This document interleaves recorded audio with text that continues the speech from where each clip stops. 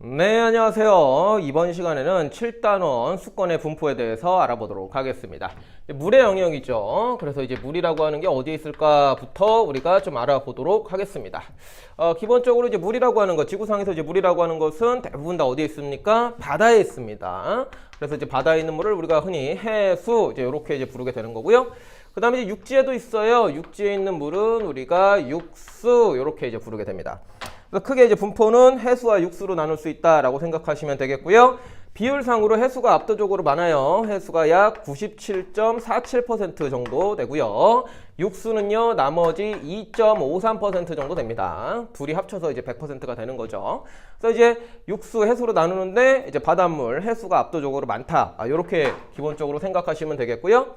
그 다음에 이제 육수를 갖다가 조금 더 세분화를 하게 되는데, 육수라고 하는 것은 이제 여기 육지에 있는 물이에요. 그쵸? 그래서 대표적으로 이제 강이 흐르죠. 그쵸? 그 다음에 이제 호수도 있습니다. 호수. 그래서 요거를 흔히 합쳐서 하천수와 그 다음에 이제 호수다. 요렇게 이제 많이 얘기를 하게 돼요. 하천수와 호수는 좀 묶여서 이렇게 나오게 됩니다. 그리고 이제 지하로 뚫고서는 이제 바다로 들어가는 것도 있겠죠. 그걸 무슨 수라고 부르죠? 예, 지하수라고 부릅니다. 지하수 이런 거 있고요. 그 다음에 또 이제 눈이 내려가지고 그게 쌓여가지고 단단하게 굳어질 수도 있어요. 그래서 이제 얼음 덩어리처럼 이렇게 육지에도 어마무지한 이제 물의 영역이 있는데, 여기를 뭐라 그럴까요? 요거를 빙하라 그러죠. 그렇죠? 빙하. 눈이 쌓여서 만들어진 거예요. 그래서 크게 이제 육수라고 하는 것은 이제 하천수와 호수, 그리고 지하수, 빙하 이렇게 좀 나눠서 생각을 할 수가 있다라는 것이고요. 그 중에서도 이제 육수 중에서도 빙하, 하천수, 호수, 지하수 중에 누가 제일 많을까요? 여기서 이제 빙하가 제일 많아요. 비율상으로는 얘가 한 1.76% 정도 되고요. 그 다음에 지하수가 0.76% 정도 돼요. 얘네들 합쳐보면 얼마죠? 얘네들 합쳐보면은 1.76 더하기 0.76이니까 2.52% 돼요. 2.52%. 육수가 총 2.53%였잖아요. 그럼 나머지 얼마 남았어요? 0.01% 남았죠. 그게 누굽니까? 바로 하천수하고 호수예요. 얘가 0.01%밖에 안 됩니다. 그래서 이제 수치를 이제 이것도 외우는 건 아니고, 누가 제일 많은지 누가 제일 적은지 대략적으로 여러분들이 좀 기억을 해 주시면 되겠고요. 요것이 바로 우리가 수권의 분포라고 하는 이제 대표적인 이미지가 되겠습니다. 그래서 요 그림을 통째로 여러분들이 좀 머릿속에 기억해 주시면 좋겠습니다. 자, 그 다음에 우리가 수자원이라는 거를 얘기를 할 건데, 우리가 이제 그 일상생활, 기본적으로 이제 생명체들을 살기 위해서는 물이라는 게 많이 필요해요. 우리 인간도 생명체이기도 하고, 물이 없으면은 이제 삶을 살아가기가 굉장히 힘들죠. 그래서 우리가 수자원이라고 하는 게 있는데, 우리 인간들이 주로 쓰는 물은 뭐냐? 바로 이 부분입니다. 이 부분. 하천수, 호수, 그리고 지하수. 요거를 우리가 써요. 더군다나 우리가 일상생활에서는 기본적으로 하천수하고 호수를 많이 쓰죠. 그 다음에 이제 필요에 따라서 지하수까지 끌어다가 쓰게 되는 겁니다. 근데 얘네들의 비율이 얼마 정도가 되죠? 0.01%하고 0.76%예요. 그러면은 0.77%. 뭐 1%도 안 되는 겁니다. 지구상에 있는 전체 물 중에서 1%도 안 되는 물을 이제 우리는 사용을 하게 되는 거예요. 그러니까 물을 좀 아껴 써야겠죠. 그렇죠? 그리고 요거를 우리가 흔히 이제 수자원이다라고 얘기를 한다는 거죠. 수자원이다라고. 지구에 물이 참 많은데 우리가 이제 쉽게 사용할 수 있는 것은 그렇게 많지 않다라는 이미지 좀 가져주시면 되겠고요. 그 다음에 이제 때에 따라서는요, 이제 해수 있죠. 해수. 이것도 이제 물은 물이에요. 그렇죠? 근데 이제 뭐 때문에 우리가 쉽게 사용할 수가 없습니까? 여기에 이제 여러 가지 염류들이 녹아 있잖아요. 그렇죠? 대표적으로 이제 소금 이런 게 녹아 있는데, 그거를 우리가 그대로 쓸 수 없단 말이에요. 그래갖고 이 해수에 있는 염류, 이제 소금 같은 것들을 제거를 해가지고 우리가 사용하는 경우도 있습니다. 그게 이제 흔하진 않지만, 그런 거를 이제 뭐라고 부르냐면은 이제 담수화 한다 그래요. 담수화. 해수를 담수화 시킨다. 담수도 이제 우리가 일상적으로 쓰는 이제 육수라고 좀 생각하시면 돼요. 그냥 안 짠 물, 싱거운 물. 그래갖고 요거를 갖다가 필터를 이용해서 담수화를 시켜서 수자원으로 활용하기도 하고요.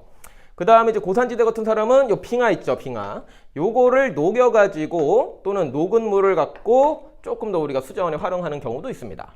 그래서 이제 0.77% 플러스 좀 알파, 좀 이렇게 좀 생각을 해주시면 되겠고요. 이렇게 해수를 담수한다든지 빙하를 녹여서 사용하는 경우도 있다. 예, 요게 이제 일반적이진 않지만 이런 경우도 있다라는 거 알아두시고, 일반적인 것은 호수하고 하천수, 지하수 이런 거를 쓰는 게 일반적이다. 라고 해서 이제 수자원이 무엇인지 좀 생각하시면 되겠습니다. 자, 그 다음에는요, 수자원의 활용이에요. 수자원이라는 거를 우리가 이제 구체적으로 인간들이 어떤 식으로 사용을 하느냐, 그런 얘기를 좀 해볼게요. 일단 뭐 인간 중에서도 또 이제 우리는 이제 대한민국, 한국에 살고 있기 때문에 이제 우리나라 기준으로 좀 생각을 하시면 되겠습니다.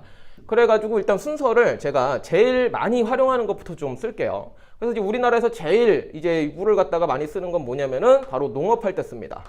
그래서 이제 그거를 농업용수라고 부르게 돼요. 농업용수라고 하는 것은 이제 농사 지을 때, 또 뭐 축산업을 할 때 사용하는 물이 되겠죠. 논 같은 데를 보시면은 지금 8월이지 않습니까? 그렇죠? 이제 벌써 이제 벼가 많이 자랐을 텐데, 처음에 이제 모를 심을 때 이제 그 논에다가 물을 가득 채워야 돼요. 그러니까 완전 가득은 아닌데 전체적으로 찰랑찰랑하게 물을 좀 많이 채워야 됩니다. 그때 이제 물이 굉장히 많이 필요하다라는 거. 그 밖에도 이제 축산업, 소 키우고 돼지 키우고 닭 키우고 할 때도 물이 많이 필요하다라는 거 여러분들이 인지해 주시면 되겠고요. 그 다음에 이제 두 번째로 이제 많은 거는 뭐냐면요, 유지용수예요. 유지용수라고 하는 것은 이제 하천을 유지하는 거예요. 하천을 유지할 때 쓰는 물이다. 이렇게 생각하시면 돼요. 그러니까 이제 우리나라 같은 경우가 이제 비가 어쩔 때는 굉장히 많이 오고, 특히 이제 여름철에 요즘에 최근에 비가 굉장히 많이 왔죠. 비가 굉장히 많이 올 때도 있고, 또 비가 안 올 때도 있어요. 굉장히 가물어서 비가 안 올 때도 있는데, 그러면서 이게 일정하게 이제 물의 흐름이 유지가 안 될 수도 있습니다. 하지만 이제 하천 같은 경우에는요, 이제 생태계를 유지를 해야 되기 때문에 일정하게 물이 좀 흘러줘야 돼요. 그래야지 이제 생명체들이 잘 살 수가 있거든요. 그때 일부러 좀 이 하천들을 유지하기 위해서 우리가 이제 뿌려주는 물을 유지용수라고 생각을 하시면 되겠고요. 그 다음에 세 번째로는요, 생활용수입니다. 생활용수는 말 그대로 우리가 이제 일상생활을 할 때 사용하는 물들을 생각하시면 되겠어요. 일상생활. 그래서 기본적으로 여러분들 아침에 이제 씻죠, 그쵸? 여러분들 이제 세면하는 물, 그다음에 빨래 해야 되겠죠, 그다음 설거지도 해야 되겠죠, 등등의 우리가 일상에서 쓰는 물이라고 생각하시면 되겠습니다. 그 다음에 이제 네 번째로는요, 이제 공업용수라는 게 있습니다. 공업용수는 이제 공장 이런 데서 이제 사용하는 물이에요. 산업 활동을 할 때 사용하는 물이죠. 그래서 이제 발전소라든지 그 공장 같은 데는 이제 커다란 기계들이 돌아가게 되는데, 기계들이 돌아가면 뜨거워요. 그럼 그걸 식혀줄 필요가 있습니다. 그래서 이제 냉각수라든지 또는 이제 공장을 이제 청소하는데 물을 많이 쓰게 되죠. 그래서 이제 크게 네 가지로 나누면은 농업용수, 유지용수, 생활용수, 공업용수 이렇게 나눌 수가 있는데, 요 순서대로 좀 기억을 하세요. 예, 요 순서대로 그러니까 여기가 제일 많이 사용하는 거죠. 퍼센테이지상 많고, 그 다음에 이쪽으로 갈수록 좀 적게 사용하는 거다. 우리나라에서는 그런 식으로 생각을 해주시면 되겠습니다. 제가 왜 수자원의 활동이라고 썼을까요? 수자원의 활용입니다. 예, 수자원의 활용이요. 예, 이렇게 하시고요. 네 가지 기본적인 거니까 가볍게 읽어주시면 충분하게 이해를 하실 거고요. 마지막으로 이제 수자원의 관리입니다. 수자원의 관리.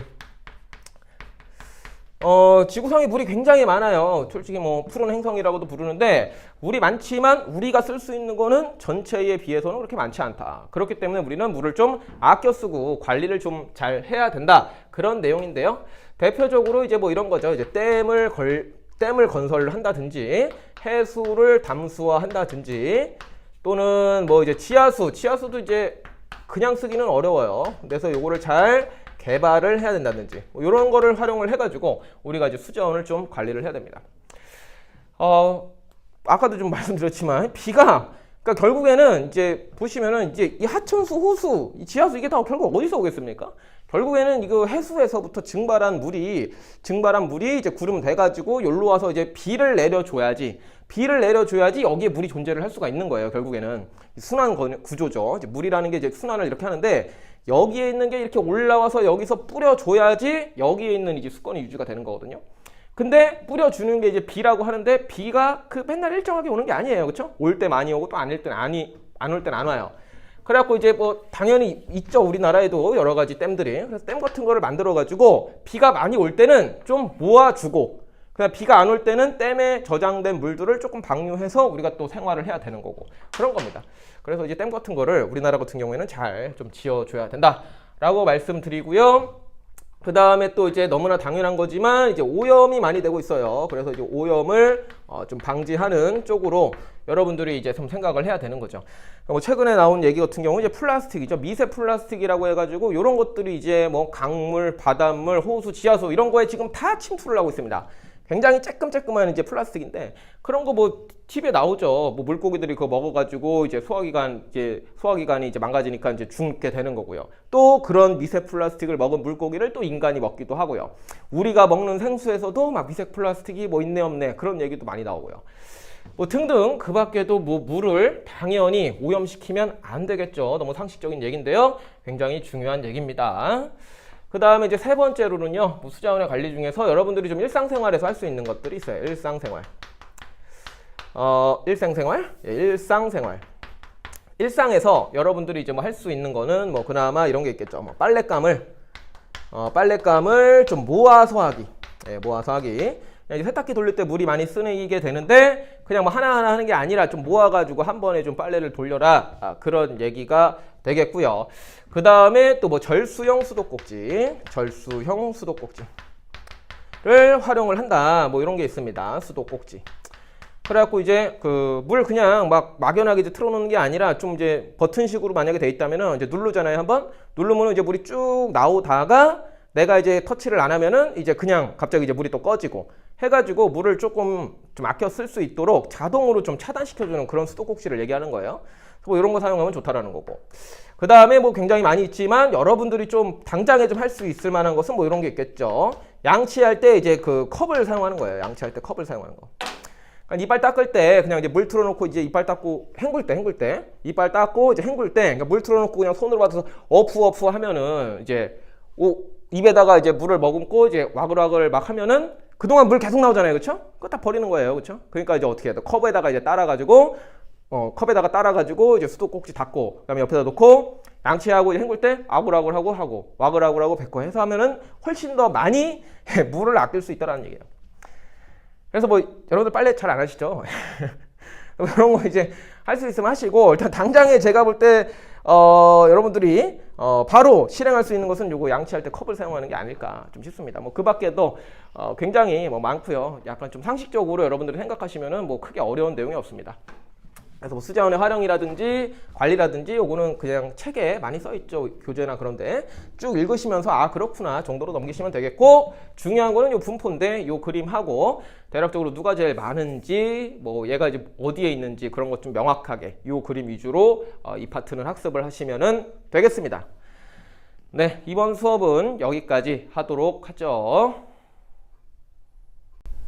네, 안녕하세요. 이번 시간에는 7단원 해수의 온도에 대해서 알아보도록 하겠습니다. 해수의 온도는 크게 두 가지로 좀 나눠서 생각할 수가 있습니다. 첫 번째로 이제 표층 온도, 해수의 표층 온도. 그 다음에 이제 연직 수온 분포. 그렇게 두 가지인데요. 일단은 표층 온도부터 좀 살펴보겠습니다. 그러니까 이제 바다가 이제 있잖아요. 지구가 이제 둥근데 이제 바다가 있는데 그 바닷물의 이제 표면에 해당되는 그 온도를 얘기를 하는 거예요. 그래갖고 이제 지구가 이제 대충 이렇게 있다라고 치면은요, 여기가 이제 적도가 되겠죠. 적도가 됩니다. 적도. 즉, 저위도가 되는 거고요. 위아래가 이제 고위도가 되는 것이죠. 그래가지고 이제 바닷물의 이제 온도가 좀 달라요. 느낌적인 느낌? 어디가 뜨거울 것 같습니까? 예, 적도가 좀 뜨겁겠죠. 그쵸? 적도가 온도가 높아요. 예를 들어가지고 여기가 뭐 한 35도 뭐 이렇게 된다라고 좀 가정을 하겠습니다. 반면에 이제 고위도로 올라갈수록 온도가 작아요. 빨간색으로 할게요. 온도가 작아요. 뭐 예를 들어서 뭐 5도씨 이렇게 좀 가정을 좀 하도록 하겠습니다. 뭐 중간쯤은 뭐 한 20도씨 이런 식으로 아래쪽은 데칼코마니에요. 위쪽 적도에서부터 고위도 극지방으로 갈수록 온도가 낮아져요. 뭐 상식적으로 여러분들도 이해하실 수 있겠죠. 근데 이제 왜 그럴까요? 온도가 여기는 왜 뜨겁고 차갑까요? 결국에는 이제 지구에 이제 막대한 영향을 미치는 에너지원은 바로 태양의 에너지입니다. 그래서 이제 태양을 생각을 하셔야 되는데요. 태양은 S 이렇게 좀 표현하겠습니다. 태양이 여기 있다고 했을 때 햇빛이 이제 이렇게 들어오는 거예요. 이렇게 들어와요. 뭐 굉장히 멀리 있습니다. 굉장히 멀리서 햇빛이 이제 이런 식으로 들어오게 되는데 아무래도 이제 적도 같은 경우에는 굉장히 이제 수직으로 햇빛이 내려꽂힙니다. 반면에 극지방 같은 경우에는 비스듬하게 꽂혀요. 비스듬하게 햇빛이 꽂혀요. 그러니까 이제 여긴 고도가 높다라 그러고 여긴 고도가 낮다라고 그러는 거죠. 그래서 고도가 높으면은 좁은 면적의 태양 에너지가 이제 직방으로 좀 들어가는 거고 고위도 같은 경우에는 넓은 면적의 태양이 비스듬하게 들어가는 거예요. 같은 에너지를 쏘는데 더 좁은 영역에 쏘냐 넓은 영역에 쏘냐에 따라서 여기에 있는 사람 입장에서는 온도차를 크게 느낄 수가 있는 거예요. 그래서 이렇게 좀 비스듬하냐 아니면 수직으로 내리꽂냐에 따라서 흡수하는 태양 에너지가 다른 거고요. 그 다음에 바닷물도 역시나 여기서는 태양 에너지를 많이 흡수할 것이고 여기는 적게 흡수할 거 아니겠습니까? 그러니까 여기가 뜨겁고 여기가 차갑습니다. 그리고 이제 온도를 제가 이렇게 선으로 이렇게 표시했는데 이런 선을 갖다가 이제 뭐라고 부르냐면은 이제 등온선이라고 부릅니다. 등온선. 그 책에 보시면은 이제 지구 그림 있고 그다음에 이렇게 막 선이 그려져 있는 다음에 여기 숫자들이 이렇게 조금씩 써 있을 거예요. 그래서 그 선의 이름을 등온선, 같은 온도를 표시한 선, 같은 온도를 표시한 선. 35도 쓰고 이렇게 선을 그었으면은 요 라인은 다 35도라는 뜻이에요. 여기는 다 20도씨라는 그런 뜻이에요. 그 다음에 이제 여기에서 한 가지 좀 기억해야 될 거는 이제 위선이라는 게 있어요. 지구본 이런 거 보시면은 이제 가로로다가 이제 줄이 이렇게 되어 있죠. 가로로다가 이제 줄이 이렇게 있는데 이 가로줄을 뭐라 그럽니까? 이제 위선이라고 불러요, 위선. 그래서 얘네 둘이 어떻다라는 거예요? 나란하다라는 거죠, 거의 나란하다. 나란하다. 위선과 거의 나란하게 등온선은 분포되어 있다. 그래서 그냥 이 그림 하나 보시면서 아 그렇구나 정도로 이해하시면 돼요. 뭐 이유는 당연히 위선이라는 것도 이제 가로줄로다가 이렇게 표시했으니까 햇빛을 받는 영역이랑 일치를 하기 때문에 당연히 이제 그 등온선과 위선은 일치를 한다. 혹시나 이제 뭐 위선, 경선 이런 거 이제 잘 모르시는 분은 혹시나 그런 거는 이제 그 파트만 또 따로 설명하는 강의가 있으니까 그거를 좀 참고를 해주세요. 뭐 위도, 경도, 위선, 경선, 좌우선 뭐 이런 식으로 지구에다가 이제 사람들이 이제 그 선 긋고 이름 붙이기 한 거 있어요. 그거는 좀 기본적으로 알고 계셔야 됩니다. 자, 어쨌든 간에 표층 온도는 이렇게 단순하게 여러분들이 기억하시면 돼요. 저위도는 뜨겁고 고위도는 차갑고 그 다음에 등온선과 위선은 이제 좀 나란하게 분포를 한다 정도로 이유는요 태양 에너지 때문이다 라고 정리를 가볍게 하시면 되겠습니다. 중요한 건 이거죠. 연직 수온 분포, 연직 수온 분포. 우리가 앞서서 이제 표면에 대한 온도를 봤다면은 이번에는 이제 깊이 바닷물 깊이 들어갈수록 온도가 어떻게 되는지 거기에 대한 내용이에요. 연직 수온 분포. 연직이라는 말은 지면하고 수직한 방향을 얘기하는 것입니다. 그래갖고 이제 요 그림이 가장 유명하죠. 깊이에 따른 온도 변화가 어떻게 되느냐라는 거예요. 그래서 이제 Y축의 아래쪽이 깊이가 되는 거고 X축이 온도가 됩니다. 그래서 이제 과학자들이 조사를 해보는 거예요. 온도가 들어갈수록 이제 온도가 어떻게 될까?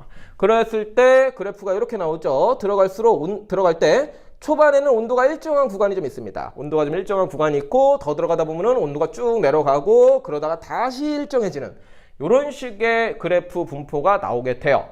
그래가지고 이렇게 끊는 거죠. 하나, 둘, 셋. 하나, 둘, 셋. 이렇게 이제 영역을 나누는 거예요. 그 다음에 이제 왜 그런지를 설명하는 것이 되겠죠. 일단 첫 번째, 온도가 일정한 구간을 우리가 뭐라고 부르냐면은 혼합층이라고 부르게 됩니다. 혼합층. 그 다음에 두 번째, 온도가 급격하게 하강하는, 온도가 내려가는 거예요. 하강하는 층을 우리가 이제 수온약층이다라고 불러요. 수온약층. 그 다음에 이제 온도가 거의 일정한 층을 심해층이라고 부릅니다. 심해층. 그래서 크게 혼합층, 수온약층, 심해층 세 가지로 나눌 수 있다라고 여러분들도 생각을 하시면 되겠고요. 혼합층 경우 같은 경우는 이제 왜 온도가 일정할까요? 온도가 왜 일정할까요? 여기에 부는 뭐 때문에? 바람 때문입니다. 바람이 쌩쌩 불면서 말 그대로 표면에 있는 바닷물을 섞어주는 거예요. 그렇기 때문에 얘네는 잘 돌고 돌아가지고 온도가 거의 일정하는 거죠. 그 다음에 전체적으로 봤을 때도 온도가 제일 높은데 아무래도 햇빛이 이렇게 바깥에서부터 올 거 아니에요. 태양 에너지가. 그럼 이제 표면 온도가 가장 높을 수밖에 없습니다. 그래서 혼합층의 주된 특징은 바람이 분다. 바람이라는 그 키워드를 같이 좀 기억을 해 주시면 되겠고요. 그 다음에 뭐 바람이 세면 혼합층은 더 두꺼워지고 바람이 약하면 혼합층이 더 얕아집니다. 그래서 이제 온도가 비슷하고요. 그 다음에 잘 섞인다. 대류가 좀 일어난다. 그런 거 챙겨주시면 되겠습니다. 그 다음에 바로 밑으로 수온약층 한번 볼게요. 수온약층. 수온이 뭐 도약한다 그런 뜻인데요. 온도가 변하는 구간이다 이렇게 생각을 하시면 돼요. 그러니까 혼합층하고 심해층은 온도가 거의 일정한데 중간에 이제 온도가 변하는 구간이 있습니다. 거기를 여러분들이 이제 수온약층이라고 생각을 하시면 되겠고요. 수온약층에서 내려갈수록 깊이 들어갈수록 온도가 낮아지는 이유는 뭘까요? 점점 태양 에너지가 어떻게 되기 때문이에요. 일단은 태양 에너지가 적게 도달합니다. 당연한 거예요. 깊이 들어갈수록 태양 에너지는 적게 도달을 해요. 그러니까 온도가 내려가게 되겠죠. 그 다음에 바람의 영향도 거의 안 받는 거예요. 바람의 영향도 거의 안 받으니까 혼합층처럼 섞이는 게 아니라 그냥 온도가 쭉쭉쭉쭉쭉 내려가는 거죠. 그 다음에 여기서 아주 주된 특징이 하나가 있는데 아래쪽이 차가운 물이고요. 위쪽이 뜨거운 물이 됩니다. 그러면은 우리가 이제 대류라는 거를 생각을 해봤을 때 아래쪽이 차고 위에 쪽이 뜨거워요. 그럼 얘가 밀도가 크고 얘가 밀도가 작으니까 얘네가 대류가 일어나겠습니까? 안 일어나겠습니까? 대류가 일어나지 않죠. 이게 좀 중요합니다. 대류가 일어나지 않는다. 즉 아래에 있는 물하고 위에 있는 물하고 잘 섞이지 않는다. 그런 거를 우리는 뭐 하다 그러냐면은 안정하다라고 합니다. 그래서 굉장히 안정한 층이다. 이렇게 좀 기억을 하시면 되겠고, 뭐 지구과학 파트 이제 기권하고 연결을 짓자면은 그 성층권하고 느낌이 좀 비슷한 거예요. 성층권. 성층권도 아래쪽이 차갑고 위쪽이 뜨거워가지고 대류가 안 일어나죠. 그래서 굉장히 안정한 층, 그런 식의 표현을 썼습니다. 그거하고 좀 연관 지으시면 좋겠고요. 굉장히 얘가 안정하기 때문에 또 무슨 역할을 하게 되냐면은 이 혼합층과 심해층을 좀 차단하는 그런 역할을 하게 돼요. 심해층과 이렇게 써드릴게요. 심해층과 혼합층의 물질 교환을 차단한다. 물질 교환을 다시 쓸게요. 예, 물질 교환을 차단한다.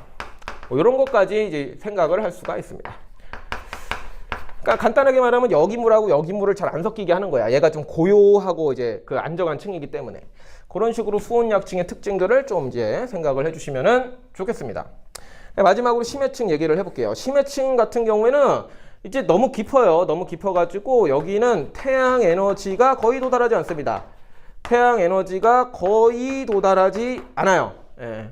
컴컴한 거예요. 여기는 깊게 들어가면 어둡죠. 바다 무서워요. 여기 껌껌해가지고, 그리고 태양 에너지가 거의 도달하지 않으니까 온도도 굉장히 낮은 거예요. 그런 상태로 쭉 깊이까지 있죠.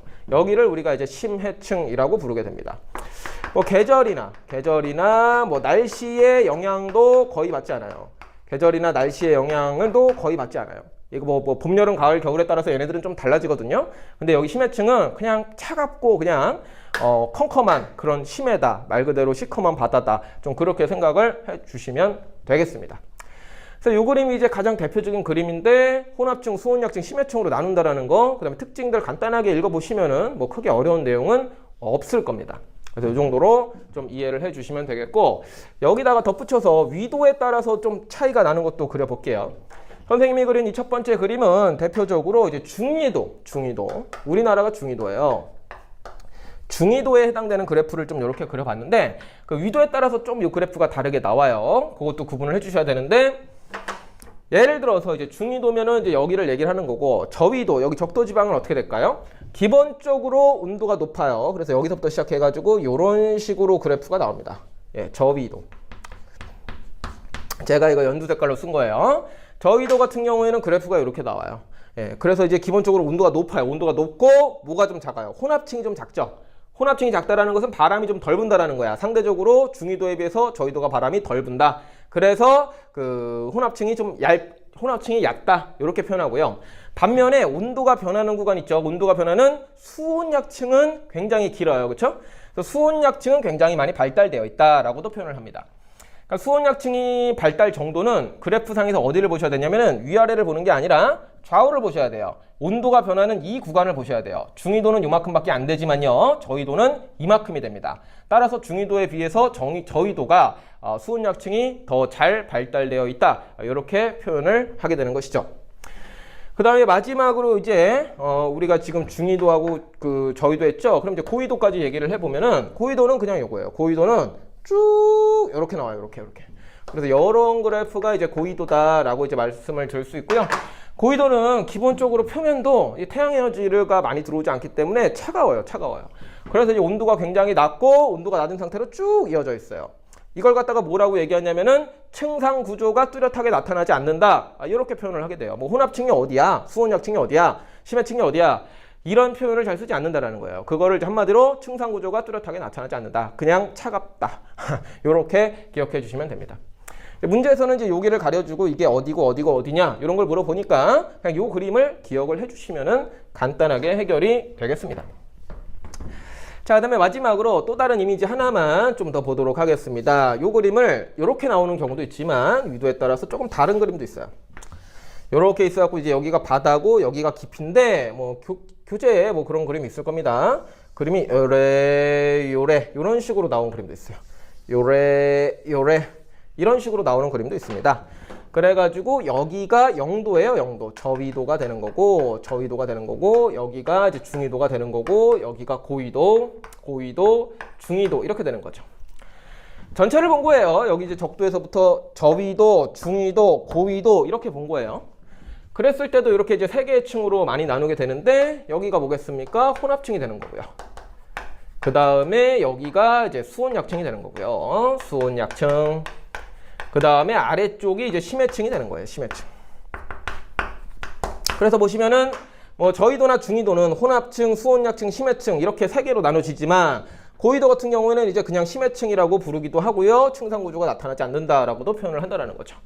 그리고 뭐 수온약층의 깊이는 뭐 여기 중위도가 좀 더 디테일하게 가면은 중위도가 더 깊고 그 다음에 뭐 혼합층은 뭐 저위도가 제일 얇고 뭐 이런 것까지 좀 판단할 수 있는 그런 그림이 되겠습니다. 크게 요 그림하고 요 그림 많이 나오는데 눈에 잘 익혀 두시면은 그렇게 어렵지 않습니다. 저거를 또 다르게 어떻게 변형하고 뭐 그런 거는 잘 없으니까요. 예, 중학교 수준에서는. 이 정도, 그래, 이 두 개 그림 위주로 해서 이쪽 파트는 좀 잘 학습을 해 주시면 되겠습니다. 요거는 뭐 간단한 거고요. 네, 이번 수업은 여기까지 하도록 하죠. 네, 안녕하세요. 이번 시간에는 7단원 해수의 염류와 염분에 대해서 알아보도록 하겠습니다. 네, 먼저 이제 염류입니다, 염류. 염류라고 하는 것은 이제 바닷물에 녹아있는 여러 가지 이제 그 물질들을 염류라고 부르게 돼요. 그래갖고 이제 예를 들어가지고 여기 이제 바닷물이 있다라고 할게요. 기본적으로 이제 기준이 되는 이제 그 질량은 이제 1kg이에요. 그래서 이제 해수 1kg에 로 이제 많이 시작을 하게 되고 이 안에 이제 여러 가지 것들이 이제 얼마나 녹아 있느냐 그런 걸 얘기하는데 일단은 해수에는 이제 물하고 염류가 이때 섞여 있다고 생각하시면 되겠고 예를 들어 가지고 물이 965g이 있다라고 해볼게요. 그리고 염류라고 하는 거 물에 이제 여러 가지 물질들이 녹아 있는데 염류라고 하고 부르는 것이고 염류가 한 35g 녹아 있다. 이렇게 기본적으로 좀 세팅을 해 보겠습니다. 비커를 좀 밑에 좀 이어서 그릴게요. 그래가지고 기본적으로 우리가 해수라고 하는 거는 물과 염류가 섞여 있다 이렇게 얘기하는 거고 이 염류가 이제 대표적인 게 이게 뭐가 있겠습니까? 예를 들어서 뭐 NaCl 염화나트륨이죠. 이런 거를 이제 흔히 우리가 염류라고 불러요. 근데 이제 바닷물에는 소금만 있는 것은 아니고요. 뭐 이런 것도 있어요. MgCl2 염화 마그네슘이죠. 그 다음에 또 뭐 예를 들어서 MgSO4 황산 마그네슘이죠. 이런 좀 짜잘한 것들이 많이 녹아 있습니다. 가장 많이 녹아 있는 건 이제 염화나트륨이 되는 거고 나머지 것들도 녹아 있는데 얘네들을 통틀어서 우리가 이제 염류라고 불러요. 그리고 이제 이렇게 제가 숫자를 했는데 일반적으로 전 세계 평균 그 염류가 이런 패턴으로 이제 녹아 있습니다. 그래서 이따 염분도 배우겠지만 UAC를 일단은 좀 기억해 주시는 게 좋고 여기에 예를 들어서 뭐 염화나트륨이 뭐 7g 정도 녹아 있고 그리고 염화 마그네슘이 뭐 4g 녹아 있고 뭐 여기에 2g 녹아 있고 대략적으로 그냥 수치를 한번 써봤습니다. 이런 식으로 해가지고 얘네 다 합쳐가지고 이제 35g이 된다라는 얘기가 됩니다. 그리고 일반적으로 염화나트륨 요게 이제 가장 많이 녹아 있어요. 일반적으로. 그래갖고 흔히 우리가 이제 바닷물 하면은 이제 물하고 이제 소금 요런 얘기를 많이 하는 거죠. 그래서 이제 여기에 해당되는 게 이제 염류라고 하는 것이고 요것이 이제 뭐 조금 뭐 다르게 녹아 있을 수도 있고 좀 뭐 그러니까 뭐 많이 녹아 있을 수도 있고 뭐 적게 녹아 있을 수도 있고 많이 녹아 있으면 좀 더 짜고 적게 녹아 있으면 좀 싱겁고 뭐 그런 식으로 이해를 하시면 되겠습니다. 그래가지고 우리가 이제 요 용어까지 같이 배우셔야 되는데 염분이라고 하는 겁니다. 염분이라고 하는 것은 이제 해수 속에 염류가 얼마나 녹아 있느냐 그런 거를 이제 수치화한 거예요. 그래서 요거는 이제 식을 좀 아셔야 되는데 염분이라고 하는 것은 해수분의 염류 요렇게 계산을 좀 하시면 됩니다. 해수분의 염류. 그 다음에 우리가 이제 뭐 소금물 같은 경우는 백분율 뭐 이런 걸 많이 했지만 여기에서는 천분율을 합니다. 그래서 퍼밀을 곱해 주셔야 돼요. 자, 이거 모르죠? 새로운 용어 나왔어요. 퍼밀이라고 있습니다. 퍼밀. 천분율이에요. 1000분의 1이라는 숫자예요. 우리가 이제 뭐 이런 거 여러분들 퍼센트는 알죠? 퍼센트는 뭡니까? 퍼센트라고 하는 말은 이제 뭐죠? 얘는요? 100분의 1이죠. 100분의 1. 뭐 이런 거라면은 퍼밀이라고 하는 것은 퍼밀. 적어두시면 좋을 거예요. 퍼밀이라고 하는 것은 1000분의 1이다. 얘를 이제 숫자로 정확하게 좀 인지를 하시는 게 좋습니다. 그래갖고 이제 1000퍼밀은 뭐예요? 1000 곱하기 1000분의 1이니까 요거는 전체가 1이에요. 1, 숫자 1. 그러니까 이거를 해치지 않죠. 요거를 어떻게 뭐 다르게 숫자를 변화시키는 게 아니에요. 그냥 단위만 변화시킬 뿐이지. 어쨌든 그 바닷물, 해수 속에 염류가 얼마나 녹아 있느냐를 우리는 염분이라고 부르게 된다는 거죠. 예를 한번 바로 들어볼게요. 여기에 있는 요 바닷물로 예시를 들어볼게요. 그래서 지금 해수가 1kg인데 보통 이제 1kg을 기준으로 많이 하고요. 저거를 1000g 이렇게 많이 표현을 합니다. 여러분들도 계산할 때 몇 kg 있으면은 이렇게 이제 g으로 바꿔서 좀 계산을 해주시면 더 좋아요. 그래서 지금 요 예시를 보시면은 1000g에 염류가 얼마 녹아 있어요? 염류가 35g 녹아 있죠. 얘네들이 전체 35g이 녹아 있는 거예요. 그럼 이제 35g 이렇게 쓰시면 되겠고 곱하기 1000 퍼밀 이렇게 이제 수식을 쓰시면 되겠습니다. 그 다음에 여기에서 다시 또 뭐 1000 곱하기 1000분의 1을 하는 게 아니라 요 1000은 얘랑 곱하는 거죠. 그쵸? 그램 날라가고 1000하고 1000 날라가니까 숫자 얼마 나와요? 35 남죠. 그 다음에 요거 하나 살아남네요. 그럼 요렇게 퍼밀 써주시면 됩니다. 그래갖고 이제 바닷물의 염분이 얼마냐, 이 바닷물의 염분이 얼마냐 라고 물어봤을 때 35 퍼밀이요 라고 한다면은 해수 1kg에 한 염류가 35g 정도 녹아 있구나. 그렇게 여러분들이 해석을 하는 거죠. 자, 그리고 추가적으로 좀 하나 더 알아야 되는 단위가 요 퍼밀이라는 단위도 있지만요. 35 PSU라고 해서 실용염분 단위인 PSU라는 단위도 있습니다. 그래서 이 부분은 좀 어려운데 바닷물의 전기 전도도, 전기가 얼마나 잘 통하냐 안 통하냐를 이제 따져가지고 우리가 또 그 염류를 측정을 할 수가 있습니다. 그래갖고 한 단위가 이제 PSU예요. 사실 엄밀히 말하면 이 퍼밀과 PSU는 계산하는 방법이 달라요. 요거 계산하는 방법은 배우진 않습니다, 우리가.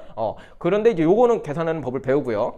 그런데 수치를 거의 이제 비슷하게 여러분들은 생각하시면 돼요. 일부러 비슷하게 맞춰 놓은 거고요. 그냥 우리는 이제 뭐 계산을 하라 그랬을 때 1000분의 얼마, 그러니까 해수분의 염류 계산하시고 곱하기 1000 한 다음에 그 문제에서 몇 퍼밀인가요? 또는 몇 PSU인가요? 이렇게 물어보게 되거든요. 그럼 이제 숫자 쓰시고 뒤에다가 그 문제에서 요구하는 대로만 단위를 맞춰주시면 돼요. 그리고 이제 실질적으로는 요 PSU 단위 요거를 더 많이 대답하게끔 문제는 좀 나오게 됩니다. 그래갖고 둘 다 알아두시고 둘 다 비슷한 개념인데 요거는 우리가 실질적으로 계산할 수 있는 거고 여긴 전기전도도를 통해 가지고 따로 계산하는 방법이 있지만 그냥 이거랑 비슷하게 보자. 중학교 수준에서는 얘하고 그냥 거의 같은 걸로 보자. 같은 건 아니지만 거의 같은 걸로 여러분들이 생각을 좀 해주시면 되겠습니다. 그리고 이제 앞으로 이제 이런 표현들이 있어요. 뭐 35 PSU니 뭐 40 PSU니 이런 표현이 있는데 이것만 보고도 여러분들이 이 내용을 생각을 할 줄 알아야 돼요. 35 PSU다. 그럼 뭘 떠올려야 돼요? 해수 1kg에 염류가 35g 녹아 있구나. 또는 해수 1000g에 염류가 35g이 녹아 있구나. 이런 식으로 이제 생각을 하세요. 요걸 딱 보시면서. 그리고 이제 요게 대표적인 예시인데 전 세계 이 지구에 있는 이제 바닷물 있죠? 바닷물의 평균 염분이 약 35 PSU 정도가 됩니다. 그래서 이제 요 수치 기반으로 해서 문제가 나올 거니까 대표적으로 좀 하나 알아두시면 좋겠습니다. 좀 연습을 좀 해볼게요. 예시를 좀 몇 개 들어보도록 하겠습니다. 예를 들어 가지고요. 뭐 해수가 1kg이 있는데 여기에 염류가 한 40g 정도 녹아 있다라고 가정해 보겠습니다. 이때 염분을 구하시오. 이렇게 이제 문제가 나왔어요. 그럼 여러분들은 어떻게 한다? 해수 1kg이죠. 해수 1kg. 근데 요거를 1000g으로 바꿔주는 게 더 좋아요. 1000g 분의 40g. 이렇게 해주시고 곱하기 1000 해주시면 됩니다. 뭐 정확하게는 1000 퍼밀 이렇게 곱해주는 게 맞는 표현이 되겠고요. 계산하시면은 간단하죠. 40 퍼밀 이런 식으로 이제 계산하는 거예요. 또는 그냥 40 PSU 이렇게 여러분들이 답변을 해주셔도 되겠습니다. 만약에 여기서 이제 1kg을 예시를 했는데 만약에 해수가 2kg이라고 해볼게요. 예시를 여기서 좀 다시 바꿔보겠습니다. 해수 2kg에 염류가 저기 한 50g 있다라고 가정해 볼게요. 그러면은 요거는 계산이 어떻게 될까요? 여기다 그대로 좀 할게요. 해수 2kg 이제 이런 유형이 이제 응용되는 문제가 되겠죠. 그럼 2kg이면 그대로 쓰시면 돼요. 해수가 2kg 있으니까 2000g 써주시고요. 그 다음에 염류는 50g 있으니까 2000분의 50 이런 식으로 써주시면 됩니다. 그 다음에 이제 1000 퍼밀을 곱하시면은 얼마가 됩니까? 이게 1000 공 3개는 날라가고 2분의 50이니까 25가 되겠네요. 단위는 뭐 퍼밀 또는 PSU 이런 식으로 써주시면 되죠. 그냥 단순하게 이렇게 기억하시면 돼요. 해수분의 염류다. 해수분의 염류다. 그래서 해수를 그램수로 해가지고 밑에다 쓰시고 염류를 여기 위에다가 쓰시면 되겠습니다. 단순한 예시가 되겠고요. 그 다음에 이번엔 이렇게 한번 문제를 내볼게요. 이번에는요, 물이 있는데 물 970g에 염류가 30g에 녹아있다. 이런 예시가 나왔다고 한번 해보도록 하죠. 그럼 요거는 염분을 어떻게 구할 건가? 자, 염분 공식이 어떻게 된다고 그랬죠? 해수분의 염류라고 그랬습니다. 해수분의 염류 곱하기 1000. 그러면은 여기는 지금 해수가 여기 당장에는 제시가 안 돼 있죠. 근데 여러분들이 생각을 해야 됩니다. 물이 970g 있고 염류가 30g 있어요. 그럼 해수가 얼마 있다라는 거예요? 해수는 얘네 둘을 합친 거예요. 해수 1kg 안에 얘와 얘가 있으니까 얘네들을 플러스 시킨 게 해수다라고 생각을 하셔야 된다라는 거죠. 이거 저거랑 똑같아요. 그 소금물의 그 농도 구하는 거. 소금물 안에 물이 얼마 있고 뭐 소금이 얼마 있고 그거 나눠서 생각을 해야 되는 거죠. 마찬가지입니다. 물 970g, 염류 30g 있으면은 이거는 해수가 얼마 있다라는 거예요? 1000g 있다라는 얘기예요. 얘네 둘을 더한 게 해수가 된다라는 얘기죠. 그것 분에 염류가 30g 있다 써주시면 되겠고, 똑같이 1000 범일 이런 식으로 쓰신 다음에 숫자 계산해 주셔가지고 30 범일 또는 30 PSU 이런 식으로 여러분들이 답변을 해주시면 되죠. 네. 뭐 헷갈리지만 않으면, 실수만 안 하면 할 수 있는 거예요. 이거를 해수 1000g으로 보실 줄 알아야 된다는 거죠. 소금물의 농도 구하는 거 열심히 이제 하셨으면은 그거하고 이제 패턴이 똑같아요. 그래서 그렇게 해주시면 되고, 뭐 우리가 흔히 이제 퍼센테이지 해가지고 백분율을 한다고 하죠. 그거하고 좀 차이점은 여기는 천분율을 한다라는 거, 좀 생각해 주시면 되겠습니다. 그래서 간단하게 이렇게 좀 학습을 해봤고요. 요 부분이 가장 중요한 거예요. 요거는 그냥 단순하게 여러분들 암기를 해 주셔야 되는 부분이 되겠습니다. 이제 공식이니까요.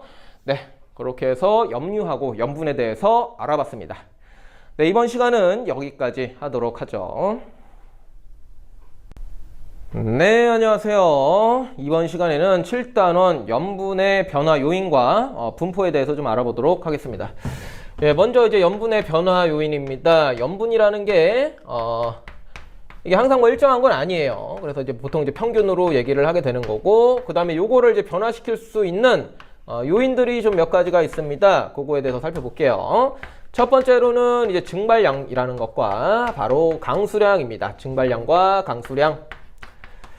그래가지고 이제 염분이라는 거 다시 복습 한번 하자면은, 염분은 뭐라고요? 염분은요, 여기다 간단하게 쓸게요. 염분은 해수분의 염류예요. 느낌적으로 그 말씀을 드리자면은 간단하게 얼마나 바닷물이 짜냐, 싱겁냐, 이제 요런 거를 나타내는 수치라고 생각을 하시면 돼요. 염분이 높다. 그럼 뭔가 염류가 많은 거죠? 그럼 되게 좀 짜다. 이렇게 생각하시면 되겠고요. 염분이 낮다. 그러면은 뭔가 염류가 별로 없는 거예요. 그렇기 때문에 좀 싱겁다. 염분이 낮다, 싱겁다. 요렇게 좀 느낌을 좀 가져주시면 좋고, 반대로 이제 해수, 여기 이제 대부분 사실 물이거든요. 그쵸? 그러니까 이제 물 플러스 염류인데, 물이 만약에 많다. 뭔가 바닷물에 염류보다 뭔가 물이 많다. 물이 많으면은 좀 싱겁겠죠. 그쵸? 그럼 염분이 낮다. 바닷물이 있는데 그 물의 비율이 좀 적다. 물이 좀 적어요. 물이 좀 적다. 그럼 좀 짜다. 염분이 높다. 이런 식으로 좀 느낌을 가져주시는 것도 좋습니다. 그래서 이제 그 증발량과 강수량이 영향을 미치는데요. 염분에. 이 바닷물이 끊임없이 증발을 합니다. 그쵸? 그 다음에 이제 바다에 비도 많이 와요. 그래갖고 이 두 가지 요인이 중요한데, 증발량 한번 생각해 보세요. 만약에 증발량이 많다라고 생각해 볼게요. 증발량이 많다. 증발이 뭔가 잘 된다. 그럼 염분이 어떻게 될까요? 증발이 잘 된다. 그럼 바닷물에서 이제 증발되는 거는 물이 증발되는 거예요. 그렇죠? 그러니까 바닷물에서 증발이 잘 된다. 그럼 바닷물에 물이 점점 줄어드는 거예요. 물이 점점 줄어들면은 바닷물이 굉장히 짜지겠죠. 그렇죠? 그러면 염분은 높아진다. 이렇게 이제 생각을 하시면 되는 거예요. 그 다음에 이제 강수량도 생각을 해보면은, 만약에 강수가 많이 온다. 강수, 비 내리는 거예요. 그쵸? 비가 많이 와요. 비는 물이에요, 물. 빗물 안 짜요, 그렇게. 비가 이제 물이 많이 내리는 건데, 그러면은 이제 바다에 물이 많이 내리면 이게 바다가 싱거워지겠죠. 그쵸? 점점 좀 묽어지는 느낌을 가지시면 돼요. 비가 많이 오면은 싱거워진다, 묽어진다. 그러면은 어떻게 되겠어요? 싱거워지는 거니까 염분이 어떻게 된다? 낮아진다. 이렇게 생각을 할 수가 있다는 거죠. 그래서 이제 바닷물은 기본적으로 증발도 하고 강수, 비도 많이 내리게 되는데 얘네 둘이 어떤 비율상 누가 더 많은지에 따라 가지고 염분이 올라갈 수도 있고 내려갈 수도 있다. 이렇게 생각을 해 주시기 바랍니다. 자, 그 다음에 이제 두 번째 유의는요, 담수의 유입이 있습니다. 담수의 유입. 담수라고 하는 것은 이제 강물이라고 생각을 하시면 돼요. 또는 지하수. 또 간단하게 말하면 뭐 육수하고 비슷하게 생각을 하시면 되겠습니다. 그러니까 싱거운 물이죠. 이런 것들이 이제 유입이 된다면은 이건 간단해요. 담수가 유입이 된다면은 그 염분이 어떻게 될까요? 우리나라 같은 경우에는 이제 강물들이 이제 서해 바다 쪽으로 이제 많이 유입이 됩니다. 강이 이제 생긴 게 우리나라가 그렇게 생겨가지고 그 서쪽으로다가 이제 강물들이 많이 이제 흘러가죠. 그렇기 때문에 이제 그런 거 생각하시면 되는데 강물이 싱겁잖아요, 그렇죠? 싱거운 물이 바닷물로 자꾸 들어가. 그럼 그 부분은 뭔가 더 싱거워지겠죠, 그렇죠? 그러면은 염분은 낮다. 이렇게 판단을 할 수가 있다라는 거예요. 이해를 좀 하셔야 돼요. 이건 억지로 외우는 게 아니라 강물이 흘러 들어가 그럼 바닷물이 싱거워지겠네. 그럼 염분은 낮아지겠네. 이렇게 좀 생각을 해주시기 바랍니다. 자, 그 다음에 세 번째로는요, 이제 극지방에서 이제 빙하의 이제 해빙과 결빙이 있어요. 해빙과 결빙.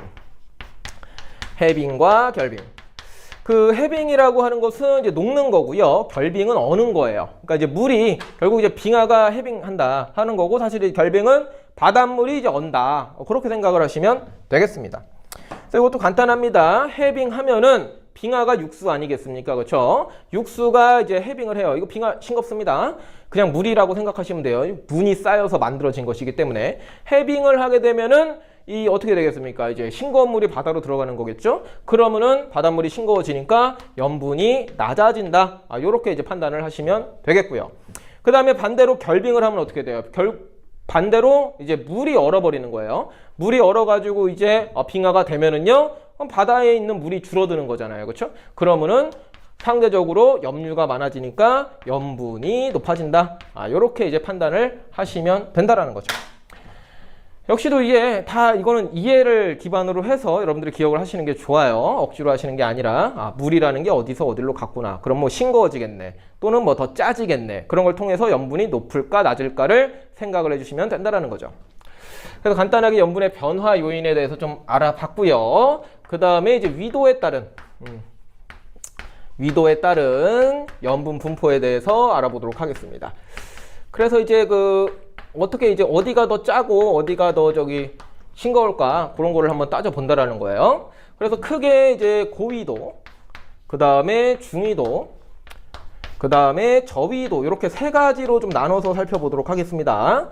고위도 같은 경우에는 기본적으로 이제 어떤 일이 지금은 일어나고 있냐면요, 빙하가 녹고 있어요. 빙하가 녹고 있어요. 그래서 빙하의 해빙이라고 하는 현상이 많이 일어납니다. 뭐 지구 온난화 때문이기도. 거기서도 많이 나오죠. 이제 빙하가 녹아갖고 바닷물로 계속 들어가잖아요. 그렇죠? 그래가지고 싱거운 물들이 바다로 들어가니까 염분이 어떻게 되겠어요?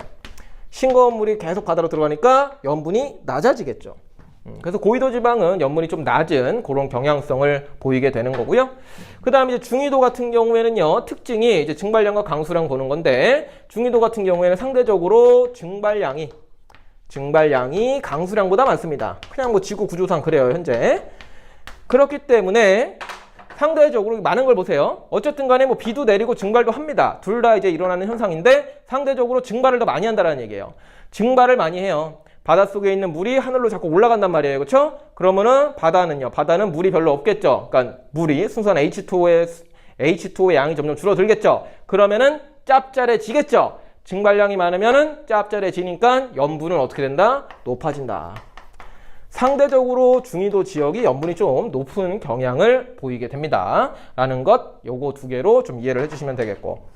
그 다음에 마지막으로 저위도 같은 경우에는요, 증발량이 강수량보다 적습니다. 즉, 강수량이 좀 많다. 이렇게 생각하시면 돼요. 저위도 열대지방 생각하시면 되겠고요. 거기는 바닷물이 증발도 많이 하지만 비가 많이 내려요. 그래서 비가 엄청나게 이제 많이 내리기 때문에 상대적으로 이제 비가 많이 온다. 그럼 하늘에서 물이 바다로 많이 떨어지는 거죠. 그러면 이제 바닷물이 싱거워지겠어요? 짜지겠어요? 빗물이 많이 들어오면은 싱거워집니다. 그렇죠? 싱거워지기 때문에 염분은 어떻다? 상대적으로 낮다. 요렇게 이제 판단을 해 주시기 바랍니다. 그래서 위도에 따라 가지고 뭐 때문에 염분이 어떻게 되는지 이런 거 잘 기억해 주시면 되겠습니다. 그렇게 어려운 내용은 아닙니다. 간단합니다. 그렇죠? 예. 네, 마지막 세 번째로요. 우리나라의 염분 분포에 대해서 한번 좀 알아보도록 하죠. 우리나라의 염분 분포. 그래서 우리나라는 이제 크게 뭐 이제 바다라고 하면은 이제 동해바다, 서해바다, 남해바다 이렇게 있죠. 걔네들의 이제 염분에 대한 얘기예요. 그래서 이제 첫 번째로는요. 우리나라 같은 경우에는 그 염분이 어떻게 되냐면은요. 33 ps 됩니다. 평균 33 ps 정도 돼요. 전 세계 평균 어떻게 됐죠? 세계 평균? 세계 평균 기억나십니까? 세계 평균은 여기 보이겠죠? 35 ps였어요. 35 ps. 요 수치는 좀 암기를 해주세요. 그래서 우리나라 같은 경우에는 전 세계 평균보다는 조금 더 염분이 낮다. 요렇게 판단을 해주시면 되겠고요. 그 다음에 이제 계절하고 그 다음에 서해, 동해에 대한 얘기가 나오게 되는데 기본적으로 이제 여름철하고 겨울철이 있어요. 여름철하고 겨울철로 나눠가지고 여름철, 겨울철에서 염분이 언제가 더 높을까요? 여름철의 염분 그리고 겨울철의 염분이라고 한번 써볼게요. 염분이 언제 더 높을까요? 예. 염분이 높다라는 것은 언제가 더 짭짤할까요? 그런 얘기예요. 상대적으로 언제 더 염분이 높을까요? 언제 더 짭짤할까요? 예, 결론 말씀드리면은 겨울철이 더 염분이 높습니다. 예, 요거를 그냥 기억을 하세요. 그냥 우리나라 이런 거니까. 요거는 어떻게 이해를 하시면 되냐면은 상대적으로 우리나라의 그 강수량, 비가 언제 많이 오죠? 우리나라 같은 경우에는요. 여름철에 좀 압도적으로 많이 와요. 비가. 지금 여름인데요. 비 많이 오죠. 그렇죠? 여름철에 비가 많이 와요. 비가 많이 오고 바다에도 많이 내립니다. 그리고 육지에도 비가 많이 오고 그게 또 바다로 흘러 들어가고 하면서 결과적으로 여름철에는 비가 많이 오기 때문에 좀 싱거워진다라는 거예요. 싱거워지기 때문에 염분이 더 낮다 해서 여름철을 기준으로 해서 기억해 주시면 되고 상대적으로 비가 잘 안 오는 겨울철에는 염분이 높다라고 기억해 주시기 바랍니다. 자, 마지막으로 이제 동해하고 서해 바다예요. 동해하고 서해. 걔네들도 간단한데요. 이렇게 이제 우리나라가 있으면은 여기가 이제 동해바다가 되는 거고 여기가 이제 서해바다가 되는 것이죠. 그랬을 때 동해하고 서해 중에서 염분이 어디가 더 낮을까? 어디가 더 낮을까? 이걸 한번 생각해 볼게요. 염분이 더 어디가 낮을까를 생각을 했을 때 결론 말씀드리면은 여기 서해가 염분이 더 낮습니다. 상대적으로 동해가 염분이 더 높습니다. 왜 그럴까요? 요거는 이제 어떤 요인을 생각을 하셔야 되냐면은 담수의 유입이라는 요인을 생각을 해주셔야 돼요. 기본적으로 우리나라 아까도 잠깐만 얘기를 했었는데 동쪽이 좀 높아요. 서쪽이 좀 낮고요. 그래서 이제 비가 내려가지고 빗물들이 강 따라가지고 어디로 흘러 들어가요? 서해바다 쪽으로 많이 들어가요. 서해바다 쪽으로.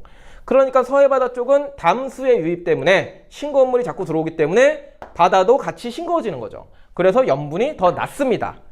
동해에 비해서 상대적으로요. 그래서 이제 염분이 서해가 어떻게 되느냐? 서해가 담수 유입 때문에 염분이 더 낮다. 이렇게 좀 판단을 해주시면 됩니다. 그냥 우리나라의 어떤 특징 있죠. 그래서 기본적으로 변화 요인 세 가지 기억하시고 그 요인 때문에 위도에 따라서 어떻게 염분이 분포되어 있는지 우리나라에서는 어떤 식으로 염분이 분포가 되어 있는지를 가볍게 여러분들이 학습을 해주시면 되겠습니다. 네, 이번 수업은 여기까지 하도록 하죠. 네, 안녕하세요. 이번 시간에는 7단원 염분비 일정 법칙에 대해서 알아보도록 하겠습니다. 그래서 이제 염분비 일정 법칙이라는 게 있습니다. 염분의 비가 일정하다라고 하는 법칙이죠. 역시나 여기서는 이제 계산 문제가 좀 많이 나올 것이고 여러분들이 좀 산수를 좀 빠르게 좀 해주셔야 될 겁니다. 그래서 요거를 갖다가 이제 한글로 표현을 하자면은요. 전체 염류에 대한 전체 바닷물에 녹아있는 염류에 대한 각 염류의 비율이 일정하다. 이런 얘기예요. 그래서 이제 말로 하면 좀 길죠. 근데 이제 전체 염류라고 하면은 그 여러 가지 물질들, 35 psu 하면은 해수 1kg에 35g의 염류가 녹아있다. 그럼 그 35g 중에서 각각의 염류, 염화 나트륨, 염화 마그네슘, 황산 마그네슘 등등 여러 가지 그 염류들 각각 다 몇 그램 있을 거 아닙니까? 걔네들의 비율이 일정하다라는 얘기예요. 몇 대 몇으로 끝난다라는 거예요. 동해바다나 서해바다나 저기 태평양에 있는 바닷물 뜨든 비교를 했을 때 염류들이 차지하는 비율이 일정하다. 라고 이제 생각을 해주시면 되겠고, 그 이유는 이제 바닷물이 이제 오랫동안 순환하면서 골고루 섞여가지고 그렇다. 라고 이제 이유를 여러분들은 생각해 주시면 돼요. 이 바닷물이라는 게 이게 수만 년 동안 계속 천천히 얘네들이 다 골고루 섞였거든요. 그래갖고 거기 안에 포함된 각각의 염류들의 비율이 일정하다. 이렇게 이제 생각하시면 돼요. 말로는 그냥 그런가 보다 할 수 있는데 여기서 이제 계산 문제들이 좀 나와요. 그래서 예시를 좀 하나 들어보도록 하겠습니다. 해수 1kg에 선생님이 가정한 임의 바다 2개를 좀 갖고 설명을 좀 해볼게요. 그래서 가라고 하는 바다가 있고 그 다음에 나라고 하는 바다가 있다라고 가정해 보도록 하죠. 그리고 얘네 둘의 염분 그리고 염류에 대해서 얘기를 해볼게요. 먼저 이제 염분이 좀 다르다라고 한번 해보겠습니다. 가바다 같은 경우에는 예를 들어가지고 숫자 얼마로 준비했죠?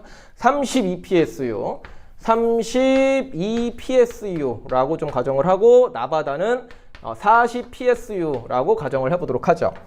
이러면은 상대적으로 지금 나바다가 PSU가 더 크니까 염분이 더 높으니까 여기가 더 짜고 여기가 더 싱거운 거예요. 그러면은 이게 지금 쉽게 예시를 든 겁니다. 염류의 양도 한번 생각해 볼게요. 해수 1kg을 기준으로 한 거고 32PSU다. 요거 이제 어떻게 판단하시라고요? 32PSU 이렇게 써 있으면은 해수 1kg에 염류가 32g 녹아 있다. 이렇게 판단하는 거예요. 40PSU면은 해수 1kg에 염류가 40g 녹아 있다. 라는 뜻입니다. 그러니까 이런 수치가 있을 때 이거를 풀어서 말씀하시는 법을 좀 연습을 하셔야 돼요. 수업 시간에 제가 많이 연습을 시켜드렸습니다. 이런 거 보시면 그냥 40PSU 나오고 40PSU 그게 아니라 40PSU 1kg 해수 1kg에 한 40g 정도 녹아 있구나. 이런 식으로 좀 풀어서 문장으로 좀 해석을 할 줄 아셔야 됩니다. 그래서 여기는 염류가 32g이 녹아 있는 것이고 여기는 염류가 40g이 녹아 있다 라고 판단을 할 수가 있는 것이고요.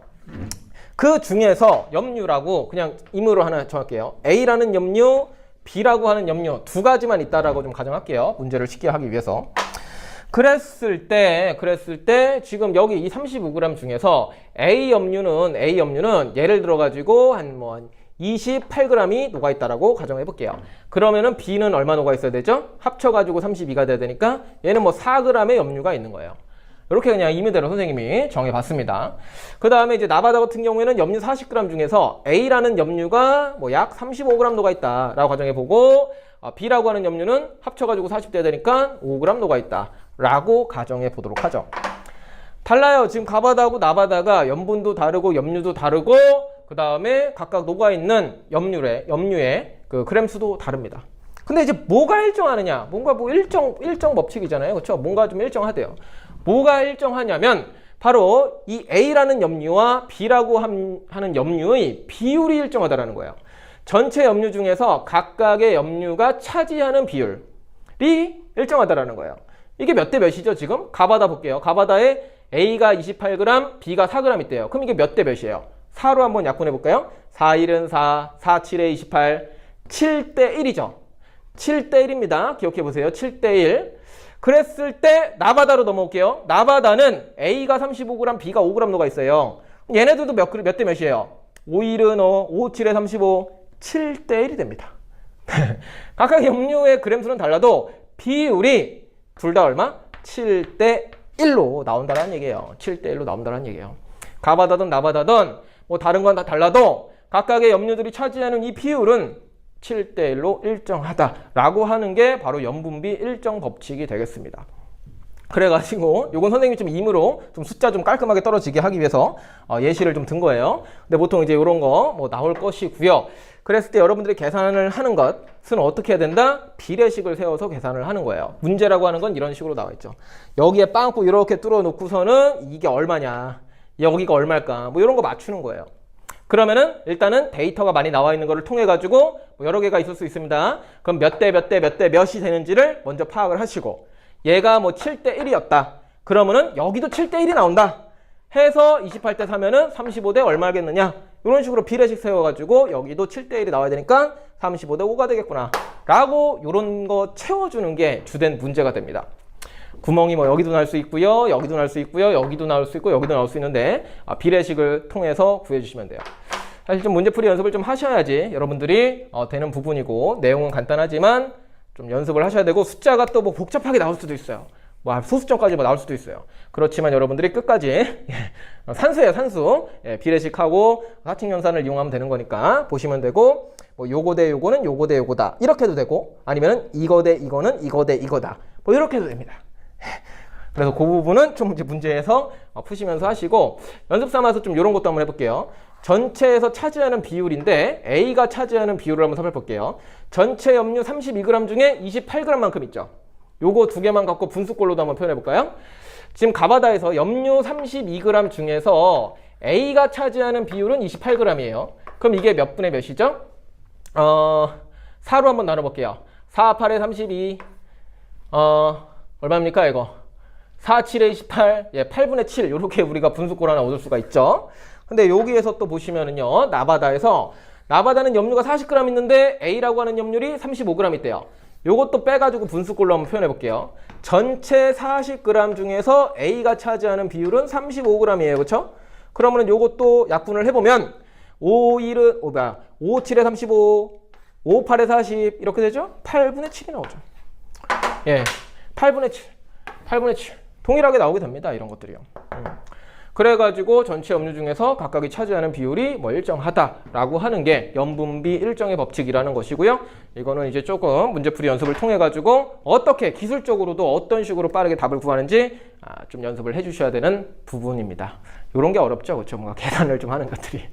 그래서 잘 모르시겠으면 저한테 좀 질문을 좀 많이 해주시기 바라겠습니다. 네, 이번 수업은 여기까지 하도록 하죠. 네, 안녕하세요. 이번 시간에는 7단원 해류에 대해서 알아보도록 하겠습니다. 해류는 바닷물이 흐르는 거예요. 그런 거를 우리가 이제 해류라고 부르게 돼요. 근데 바닷물이 왜 흐를까요? 바닷물이 이렇게 있다고 치면은 바닷물이 이렇게 흘러요. 그런 거를 우리가 이제 해류라고 부르게 되는데, 요거 이제 왜 원인이 뭘까요? 원인은 바람 때문입니다. 바람 때문에 이제 해수가 이제 지속적으로 계속 이제 흐르는 방향이 좀 있어요. 이제 전 세계적으로 본다면은요. 그런 거를 우리가 이제 일반적으로 뭐 해류라고 부르게 돼요. 어떤 이제 바람, 뭐 대표적인 바람, 뭐 무역풍이라든지 뭐 편서풍, 이런 바람 때문에 뭐 북쪽도 해류라든지, 아니면 북태평양 해류, 뭐 쿠로시오 해류, 뭐 캘리포니아 해류 등등 이런 이제 해류가 좀 전 지구적으로 이제 형성되게 됩니다. 또 이제 그럼 지속적인 바람은 뭐냐 이제 여쭤보실 수도 있는데, 그거는 이제 나중에 뭐 심화 파트로 궁금하시면 제가 말씀해 드리는 걸로 할게요. 여기서는 이제 그거 파트는 좀 생략이 됐기 때문에, 어쨌든 간에 이제 바람, 일정하게 지속적으로 부는 바람에 의해서 바닷물도 일정하게 흐른다. 그런 거를 이제 해류라고 부른다라고 인지를 해주시면 되겠습니다. 그 다음에 우리가 또 이제 해류가 이제 약간 좀 따뜻한 게 있고 차가운 게 있습니다. 그래갖고 이제 지구가 있다고 치고, 여기가 이제 저위도라고 치고, 여기가 고위도라고 치겠습니다. 그래서 기본적으로 이제 해류가 뭐 아래에서 위로도 가고 위에서 아래로도 갑니다. 근데 이제 저위도에서 고위도로 이제 좀 흐르는 해류는 상대적으로 따뜻해요. 그래서 이제 흔히 요거를 난류라고 부르고요. 반대로 고위도에서 저위도로 흐르는 것도, 고위도에서 저위도로 흐르는 것은 상대적으로 차가워요. 그런 거를 이제 한류라고 불러요, 한류. 이런 용어들 좀 아시면 돼요. 저희도 어때요? 저희도 기본적으로 온도 높죠. 태양빛을 직방으로 받으니까 뜨겁단 말이에요. 크게 올라가니까 이제 뜨거운 게 올라가는 거예요. 그런 걸 난류라고 부르고, 고위도에는 차갑죠, 바닷물이. 그 차가운 게 다시 내려와요. 차가운 게 내려오면은 차갑겠죠. 차가우니까, 고위도가 차가우니까 그게 이제 내려오면서 선선하게 해주니까 이걸 한류라고 부르는 겁니다. 일반적으로 이래요. 일반적으로 적도에서 올라가면 따뜻하고 그러니까 난류, 위에서 내려오면 차가우니까 한류라고 부르는데, 왜 일반적이라고 얘기를 하냐면 절대적인 건 아니라는 거예요. 이 한류와 난류는 기본적으로 그 주변에 비해서, 주변의 해류에 비해서 상대적으로 따뜻하면 난류, 상대적으로 차가우면 한류예요. 지금은 단순하게 그랬지만 이게 복잡해요. 이 해류라고 하는 것도요. 이 세계지도 보시면은 뭐 복잡하죠. 어디 뭐 이게 대륙이 있는 데도 있고 없는 데도 있고 섬인 데도 있고 그래갖고 복잡해서, 난류와 한류는 원래는 상대적인 개념 표현이에요. 상대적으로 따뜻하면 난류, 상대적으로 차가우면 한류. 그렇게 해서 디테일하게 들어가지만 우리는 아직 이제 초반 처음 배우는 것이기 때문에 일단 일반적으로 그냥 아래쪽에서 올라오면 좀 난류, 위쪽에서 내려오면 한류 이렇게만 좀 기억을 하시고 있어도 기본적인 것들은 우리가 좀 어느 정도 다 답변을 할 수가 있습니다. 그래서 이제 기본 이미지라는 거 초기 단계에서 기본적으로 알고 있으면은 괜찮은 이미지이기 때문에 선생님이 한번 그려봤습니다. 그 다음에 이제 중요한 거는 뭐냐면은 여기서 이제 파트가 이제 우리나라, 이제 전 세계적으로도 해류가 굉장히 많지만 우리나라 주변의 해류에 대해서 우리가 조금 더 깊게 학습을 합니다. 그래서 우리나라를 좀 한번 그려보겠습니다. 우리나라가 대략적으로 좀 이렇게 나와 있죠. 이게 이제 우리나라가 되는 거예요. 그럼 여기가 이제 동해바다가 되는 거고 여기가 서해바다가 되는 거죠. 그리고 이제 일본도 좀 잠깐 그려주면은 일본은 이제 이쪽에 이렇게 있겠죠. 그래가지고 이쪽에 이제 무슨 바다를 생각하셔야 돼요? 이쪽에 이제 태평양 바다를 생각을 하시면 되겠습니다. 그래서 이제 우리나라가 이제 전체 지구에서 보면은 그렇게 크진 않지만 이제 여기 크다는 태평양은 굉장히 큰데요. 이 태평양 쪽에서 생각을 하시면은 아래쪽에 이제 적도가 있어요. 적도가 있고 위쪽이 고위도고 우리는 중위도라고 생각을 하시기 바랍니다. 그럼 이제 아래쪽에서 크게 이제 난류가 하나가 이렇게 올라오는 게 하나가 있습니다. 예. 우리나라가 한 여쯤에 이렇게 있다고 생각을 하시는데 저희도에서 고위도 쪽으로 크게 이제 뜨뜻한 물이 올라와요. 뜨뜻한 물이 하나 올라오게 되는데 그 줄기를 뭐라고 부르냐면은 쿠로시오 해류라고 불러요. 쿠로시오 해류. 그래서 기억을 해 주셔야 되는 부분이에요. 적도에서부터 이제 쿠로시오 해류가 이렇게 올라온다라고 생각을 하시면 돼요. 여기 거대한 여기 태평양이 있다 생각하시고 그랬을 때 이 쿠로시오 해류의 일부가 갈라져 가지고 이쪽으로도 올라오고 이쪽으로도 이렇게 올라오게 되는 거예요. 요것이 바로 우리나라의 난류의 근원이 되겠습니다. 쿠로시오 해류의 일부가 이제 동해서해로 올라오게 되는 거예요. 그래서 이쪽으로 올라오는 난류를 뭐라고 부르냐면은 동한 난류라고 부르고요. 동한 난류. 그 다음에 요거는 이제 서한 난류 또는 뭐 황해 난류라고도 부릅니다. 서한 난류, 황해 난류 이런 식으로도 이제 우리가 얘기를 하는 거죠. 그러니까 이제 쿠로시오 해류의 그 뜨뜻한 물이 서쪽으로 동쪽으로 올라온다라고 생각을 하시면 되겠습니다. 그 다음에 이제 위쪽에서 내려오는 것도 있어요. 여기 보시면은 여기 좀 뚫려 있죠. 그래서 이쪽으로 이렇게 내려오는 거를 연해주 해류인데 여기는 좀 차가워요. 위쪽에서 아래쪽으로 내려오죠. 고위도에서 저위도 쪽으로 내려오면은 기본적으로 좀 차갑다라고 생각하시면 거의 맞아요. 예, 거의. 그래서 요거는 연해주 한류라고 부르게 되고요. 그 다음에 거기서 또 이제 이쪽 북한 쪽으로 내려오는 거를 북한 한류라고 부르게 됩니다. 북한 한류. 위에서 내려오는 건 기본적으로 한류, 아래에서 올라오는 건 난류. 이렇게 이미지 잡아주시면 괜찮아요. 그래가지고 우리나라 주변에 해류가 이렇게 있다. 물론 뭐 디테일하게 더 있지만 뭐 이 정도만 알아두시면 괜찮을 것 같고요. 그 다음에 이제 주목해서 보아야 될 부분이 어디냐면은 바로 이 동한 난류하고 북한 난류가 만나는 요 영역이에요. 요 영역. 북한에서 내려오는 이 차가운 바닷물과 이 남쪽에서 올라오는 요 따뜻한 그 해류가 만나는 부분이 있는데 여기를 갖다가 뭐라고 부르냐면은 조경수역이라고 부릅니다. 조경수역이 뭐냐면은요, 물고기가 잘 잡히는 지역이에요. 물고기가 잘 잡히는 지역. 그래서 왜 그러냐면은, 기본적으로 이제 물고기가 먹고 사는 걸 영양염류라고 많이 불러요. 영양염류는 보통 그리고 차가운 해수에 많이 섞여 있습니다. 밑에 좀 아래쪽에 깔려 있고요. 바다에서. 그런데 여기서 이제 차가운 물하고 따뜻한 물이 만나는 거잖아요. 그렇죠? 그럼 차가운 물하고 따뜻한 물이 만나는데, 차가운 물은 밑으로 가려고 그러고, 여기서 따뜻한 물은 위로 올라가려고 그래요. 쉽게 말해서 차가운 물하고 따뜻한 물이 만나가지고 여기서 좀 뒤섞여요. 뒤섞이면서 아래쪽에 있는 영양염류들이 위쪽으로 많이 올라온다라는 거죠. 그럼 이제 물고기들이 그거 먹으려고 여기에 이제 많이 놀러 오게 되는 거예요. 그래서 여기에 물고기가 많이 살아요. 그거를 우리 인간이 잡으면 좋겠죠.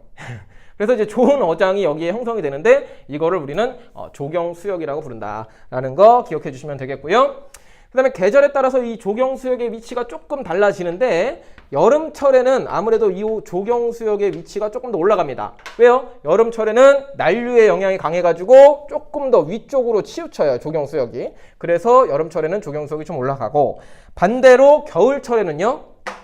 겨울철에는 어떻게 될까요? 조경수역이 조금 더 아래쪽으로 치우칩니다. 겨울철. 왜요? 겨울에는 추우니까 한류의 영향이 강합니다. 한류가 더 아래쪽으로 내려오는 거야. 난류가 밀린다고요. 그래서 조경수역이 조금 더 아래쪽으로 치우칩니다. 그래서 이제 어장이 약간 좀 왔다리 갔다리 한다. 이렇게 간단하게 생각을 해 주시면 되겠어요. 그래서 뭐 그냥 해류에 대한 정의 이거 뭐 크게 어렵지 않고 우리나라 주변에서 여기 해류들 써 있고 그냥 뭐 이건 뭐 어느 교재건 책이건 보시면 딱 이 그림이 있을 거예요. 그래서 해당하는 부분들 이름 다 외워주시고 여기 뭐 학교에서 황해난류라고 하면 황해난류, 서한난류라고 하면 서한난류라고 그냥 기억하시면 되겠고 뭐 빈칸 채우기 정도 문제가 나오니까 그냥 요 이미지를 책에 있는 그 이미지를 그냥 머릿속에 싹 담아주시면 되겠습니다. 네, 이번 수업은 여기까지 하도록 하죠. 네, 안녕하세요. 이번 시간에는 7단원 조석현상에 대해서 알아보도록 하겠습니다. 예, 조석현상이라고 하는 것은요, 이제 밀물과 썰물, 그거 생각하시면 되겠어요. 그래가지고 요렇게 이제 육지가 있다라고 좀 가정을 해볼게요. 그래서 이제 밀물 때 물이 들어오고 썰물 때 물이 이제 빠져나가겠죠. 근데 밀물 때 물이 이제 최대한 맥시멈으로 들어와가지고 해수면이 제일 높을 때를 뭐라 그러냐면은 만조 이렇게 부르고요. 그 다음에 이제 물이 좀 쭉 빠져나가요. 쭉 빠져나가가지고 해수면의 높이가 최저점, 최하일 때를 이제 간조라고 부르게 됩니다.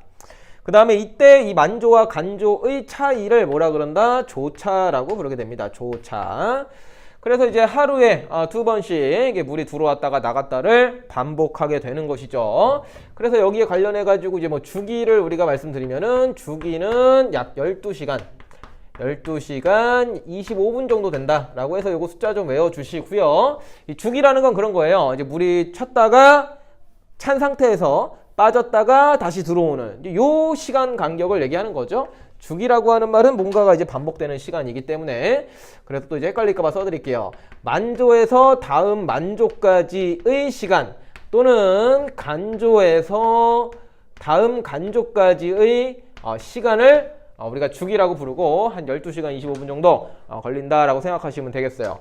그러니까 여기서부터 시작을 한다면은 빠졌다가 차는데 한 12시간 걸리고 다시 또 빠졌다가 차는데 12시간 걸리고 해서 하루에 한 2번 정도씩 이러한 현상이 반복이 된다라고 여러분들이 생각을 하시면 되겠습니다.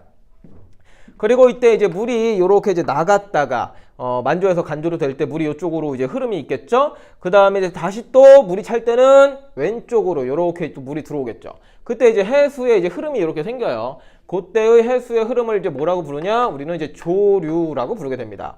그리고 조류라고 하는 것은 이제 밀물하고 그 다음에 이제 썰물 요거 두 개를 합친 말이 되겠죠. 조류에는 밀물과 썰물이 있는데 요게 이제 계속 이제 왔다 갔다 하는 거예요. 이런 걸 이제 조류라고 부른다라는 거, 뭐 용어 좀 간단하게 기억을 해주시고요. 그 다음에 이제 만조하고 간조의 이 조차도 이제 맨날 일정한 건 아니에요. 이게 이제 시간에 따라서 좀 다르게 되는데 조차가 클 때도 있고요. 조차가 작을 때도 있습니다. 그래서 조차가 클 때를 우린 뭐라고 부르냐면은 사리라고 부르고요. 조차가 작을 때를 조금 요렇게 이제 우리가 불러요. 용어가 그래요. 그리고 요거는 이제 달하고 태양의 인력하고 관계가 돼가지고 요런 현상들이 일어나는데 조금 이따가 달하고 같이 좀 설명을 해보도록 하죠. 어쨌든 간에 새로운 용어들이 좀 많이 나오게 됩니다. 근데 요 용어들을 여러분들이 명확하게 요 그림 한 장으로 기억을 해 주시면 좋겠습니다. 두 번째로 잠깐 이제 이용에 대해서 좀 간단하게 짚고 넘어가도록 하죠. 그래서 이제 뭐 밀물과 썰물이 반복이 되는데 여기 관련해서 좀 얘기를 좀 해볼게요. 여기다가 쓸게요. 일단은 이 조차는 어디가 크냐면 우리나라 같은 경우에는 서해 바다가 동해 바다보다 큽니다. 이 조차 물이 들어왔다 나가면서 이 차이가 있는데 이게 그냥 우리나라 특성상 서해 바다가 좀 더 활발하게 이런 조석 현상이 일어난다라고 보시면 되겠고요. 그로 인해 가지고 이제 뭐 물이 만약에 빠져요. 그럼 썰물 때 물이 쭉 빠져요. 그러면 이제 뭐가 생깁니까? 서해바다에 갯벌이 이제 드러나게 되겠죠. 그러면은 거기서 뭐 조개 같은 거를 잡는다든지 조그만 뭐 개를 잡는다든지 등등 해양 생태계에 영향을 미치기도 하고 또 우리가 거기서 새로운 또 물고기들을 또 잡기도 하고 그렇습니다. 그 다음에 세 번째로는 이제 이거를 이용을 해서 진짜 이제 물고기도 잡습니다. 물고기 잡기? 표현이 좀 그런데. 뭐 이런 거를 이용을 해가지고 이제 물고기를 잡을 수도 있어요. 그러니까 물이 쫙 빠지고 이제 들어오잖아요. 그쵸? 근데 여기다가 이제 그 어떤 뭐 울타리 같은 거를 이렇게 세워놓는다라는 거죠. 아니면 이제 돌을 여기다가 이렇게 쌓아놓는 거예요. 그럼 이제 물 들어올 때 이제 물하고 물고기하고 같이 들어오거든요. 같이 들어왔다가 여기서 이제 물고기가 재밌게 놀다가 물이 슬슬슬슬 빠지는 거예요. 물이 슬슬슬 빠지는데 여기에 울타리를 쳐놨잖아요. 그러니까 물은 이제 빠져나가게 되는데 물고기는 못 빠져나가는 거죠, 바깥쪽으로. 그럼 이제 여기에 이제 물고기들이 이제 파닥파닥 이제 잡히게 되는 거예요. 그렇게 해서 우리가 이제 물고기를 잡을 수도 있고요. 그 다음에 뭐 네 번째로는 뭐 이런 것도 있습니다. 그림을 좀 한번 그려보면은 여기 육지가 있고 약간 요렇게 되어 있고 요렇게 되어 있다고 해봅시다. 바닷물이 여기까지 있다고 한번 해볼게요. 그럼 여기가 이제 우리가 살고 있는 육지가 되는 거고 여기가 이제 섬이라고 좀 가정해 볼게요. 여기 다 바다예요. 그랬을 때 이게 이제 만조 때는 물이 가득 차가지고 그냥 바다죠. 육지에서 섬까지 이게 못 가요. 그렇죠? 그런데 이제 간조 때는 여기가 좀 지대가 높아가지고 물이 싹 빠지는 거예요. 이렇게. 그래서 물이 별로 없잖아요. 그럼 여기 중간에 약간 지대가 높은 언덕, 땅이 드러나게 돼요. 그러면은 이제 간조 때는 물이 별로 없으니까 육지에서 섬까지 걸어갈 수도 있는 거예요. 육지에서 섬까지 걸어갈 수가 있는 거예요. 그렇게 해갖고 이제 뭐 관광으로도 이용을 합니다. 그런 거를 이제 뭐 바다 갈라짐 현상 뭐 이렇게도 불러요. 바닷길이 열렸다 이렇게 얘기를 하게 되는 거죠. 그래서 뭐 이런 식으로 해서 뭐 이건 이용은 아니고 일단 요거는 그냥 자연적인 사실이고 그 다음에 우리 인간들이 이런 식으로 좀 이용을 한다라고 좀 개념을 잡아주시면 되겠습니다. 뭐 기본적인 내용이에요. 여긴 크게 어려운 내용은 없고요. 그 다음에 우리가 조금 이제 이해를 좀 해야 되는 부분이 뭐냐면은 이 조석 현상에서 이 조차가 작을 때가 있고 클 때가 있는데 요거를 이제 좀 이해를 해보셔야 돼요. 요게 이제 달과 그리고 태양의 영향이 있거든요. 이게 좀 어려워요. 달과 태양과 조차 이렇게 좀 제목을 써볼게요. 그래가지고 이해를 좀 하시면은 기본적으로 이제 이 밀물썰물 이런 거는 달의 영향을 좀 많이 받습니다. 달의 영향, 지구가 이제 달의 영향을 좀 많이 받아가지고 우리가 이제 그 밀물썰물이나 그런 현상이 일어나는 거예요. 그래서 첫 번째로다가 살이라고 하는 현상에 대해서 알아 좀 볼게요. 지구가 여기에 있다라고 가정하고요. 달이 여기에 있다라고 가정을 하도록 하겠습니다. 그럼 기본적으로 인력이라는 게 작용합니다. 얘도 이제 행성이고 얘는 이제 위성인데 어쨌든 간에 이게 우주에 떠 있는 어떤 천체이기도 하거니와 질량을 상당히 가지고 있고 중력을 가지고 있습니다. 그래가지고 이 달의 입장에서는 이제 지구를 좀 당기는 그런 효과가 있어요. 서로가 서로를 당기지만. 근데 그 중에서도 이제 바닷물들이 이제 달 쪽으로 이렇게 치우치게 되는 현상이 일어나게 됩니다. 물이 이렇게 이제 달 쪽으로 좀 치우치는 거야. 상대적으로 이제 고체에 비해서 물이 조금 더 유동성이 강하기 때문인데요. 그런데 이제 이것만 생각하면 안 되고 물이 이렇게 반대쪽도 이렇게 부풀어 오른다라고 생각을 하셔야 돼요. 이렇게. 요러니까 사람이 여기에 서 있을 때 지금은 이제 물이 빠진 거죠. 간조가 되는 거고 지구가 돌면은 여기 간조 있다가 만조 갔다가 간조 갔다가 만조 갔다가 이런 식으로 이제 반복이 되는 거예요. 여기서 여기까지 반대편까지 가는 데는 한 12시간 25분 걸리게 되는 거고요. 이런 식으로 만조와 간조가 반복적으로 일어나게 되는데 이 반대쪽이 부푸는 게 좀 어려워요. 내용이. 반대쪽이. 그러니까 이쪽에 있는 물은 달이 땡기니까 뭐 달 쪽으로 물이 이렇게 딸려가지 않겠느냐라고 쉽게 생각할 수 있지만 그럼 반대쪽은 이게 이쪽으로 딸려가야지 왜 반대로 부풀까요? 좀 어렵죠. 이 내용이 좀 어려운데 우리는 중학교니까 좀 쉽게 이해를 한번 해보자고요. 우리가 이제 달의 입장에서 좀 생각을 해보는 거예요. 달의 입장에서 생각을 한다면은 달 주변을 지구가 도는 거죠. 뱅글뱅글. 그리고 지구를 뭐라고 생각하시면 되냐면은 약간 물풍선이라고 좀 생각을 해보세요. 물풍선. 그러니까 이제 물풍선이 이렇게 있는데 이거를 갖다가 실에다가 우리가 매달아가지고 뱅글뱅글 돌린다라고 좀 생각을 해보세요. 그러면은 이거 물풍선이 원래는 이제 동그랬는데 돌리면은 좀 어떻게 될까요? 얘가 납작해지겠죠. 이렇게 약간 요런 모양이 되지 않을까요? 럭비공처럼요. 얘를 갖다가 돌리면은요 그런 형태를 여기다가 적용을 하셔야지 양쪽으로 물이 부푼 거를 이해하실 수가 있습니다. 그렇죠? 단순하게 인력만 생각하면은 또 기조력이라고 해가지고 좀 더 어려운 내용이 들어가는데 지구를 쉽게 물풍선이라고 좀 생각을 합시다. 그 상태에서 달이 지구를 뱅뱅뱅뱅 돌린다고 생각을 하는 거야. 그러면은요 얘가 이렇게 납작하게 되는 형태를 여러분들이 쉽게 생각할 수가 있습니다. 그것처럼 이 달 요쪽하고 요쪽 양쪽으로다가 물이 부푼다라고 이해를 좀 해주시기 바래요. 그래서 뭐 거기까지 깊게는 뭐 물어보지 않습니다. 절대로요. 근데 이제 혹시나 이제 요게 좀 이제 좀 찝찝할 수 있으니까 거기까지 설명을 드려봐요. 자, 그런데 우리 이 지구한테 영향을 미치는 천체 중에 달뿐만이 아니라 이제 태양도 있죠. 태양. 그래서 이제 태양이 여기에 있다라고 했을 때는 달에 의해서도 이쪽으로 부풀게 되고 태양에 의해서도 이쪽으로 이렇게 추가적으로 이렇게 부풀게 되는 거예요. 추가적으로 이렇게 부풀게 되기 때문에 앞뒤로 지금 이 그림에서는 앞뒤로 굉장히 많이 물이 부풀어 오르겠죠. 그러면은 물이 찼을 때와 빠졌을 때의 차이도 굉장히 크겠죠. 그래서 그때를 우리는 뭐라고 부르냐? 사리라고 부른다라는 겁니다. 예, 그래서 사리인 날은 달과 태양이 지구하고 일직선에 위치해 있다라고 생각을 하시면 되고, 이런 경우일 때의 달을 우리는 또 뭐라고 부릅니까? 달이 이렇게 있으면 우리 뭐라 그래요? 요걸 우리가 삭이라고 부르죠. 삭. 예, 달이 안 보이죠.